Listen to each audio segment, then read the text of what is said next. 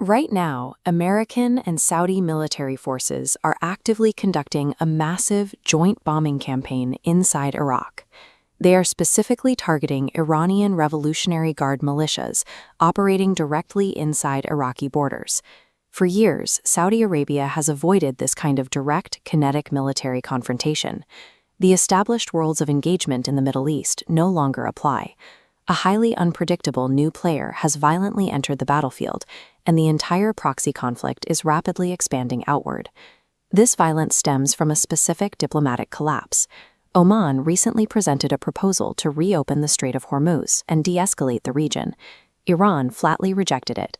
Instead of coming to the negotiating table, Tehran responded by launching a direct, heavy strike on United States military installations. Crucially, those targeted bases were in Jordan.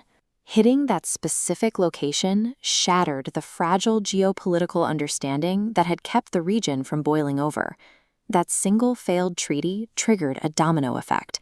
Now, multiple sovereign nations find themselves pulled into an accelerating multi-front proxy war. Which brings us to a critical question. If this escalates, is Saudi Arabia actually capable of fighting a direct war with Iran? Saudi Arabia is a top 2 global weapons purchaser, pouring wealth into a 900-aircraft fleet of Eurofighters and F-15Es. Yet, despite immense spending, they rank a dismal 25th on the Global Firepower Index, lagging behind Thailand and Taiwan.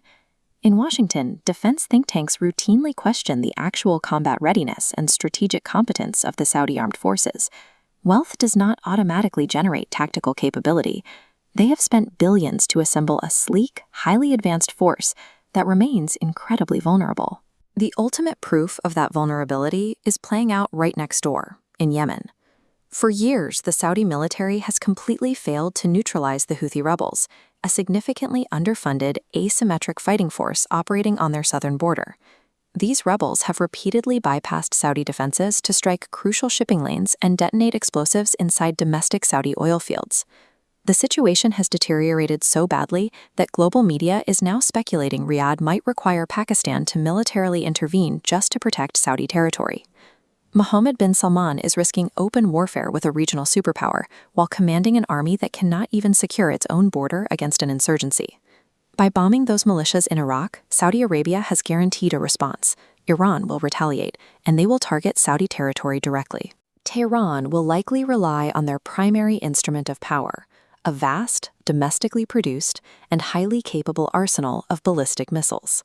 If the 25th-ranked Saudi military collapses under a sustained Iranian missile barrage, Riyadh will be forced back to the negotiating table in a position of total defeat. If they break under this pressure, the entire power dynamic and territorial map of the Middle East will be drastically rewritten over the next 5 years. But there is a secondary player quietly maneuvering through this chaos to their own advantage: Israel.